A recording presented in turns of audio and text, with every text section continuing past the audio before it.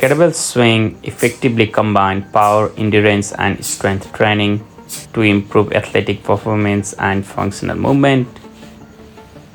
Let's discuss a step-by-step guide to perform the kettlebell swing exercise.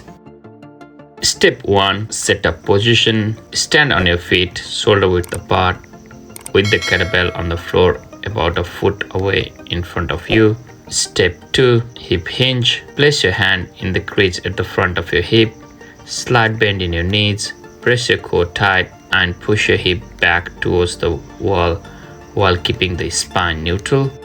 Step 3. Tip the handle towards you. After your hip hinge, squat down to grab the kettlebell and tip the handle towards you, which engages your lats, pushes your shoulder blade down, and feel the engagement in your hamstring and glutes.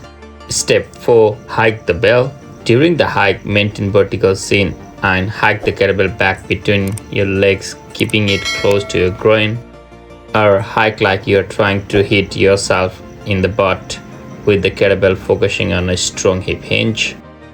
Step 5. The swing. As you thrust your hip forward, keep your arms relaxed, allowing your momentum generated by the hip thrust to move the kettlebell about its chest height. Inhale as the kettlebell swing back between your legs and exhale as you thrust your hip forward to swing the kettlebell up. At the top of the movement, tense your glutes hard and drive your feet into the ground like you are in a plank position.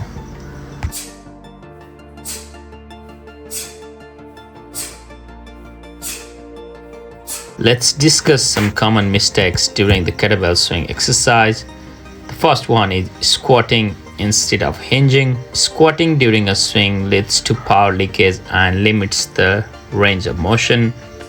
It shifts the focus to the quads, which reduces the engagement of the posterior chain and impacting the efficiency of the swing.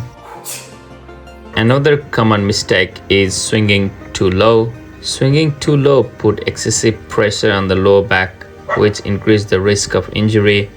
Swinging too low reduces the explosive power generated from the hips, which is essential for an effective kettlebell swing. The last common mistake is arm dominant. During a swing, approximately 90% of the effort should come from the hips. If the arms are dominant, excessive strain can be placed on the shoulder, which means there won't be enough explosive force generated from the hip hinge, resulting in a less powerful swing.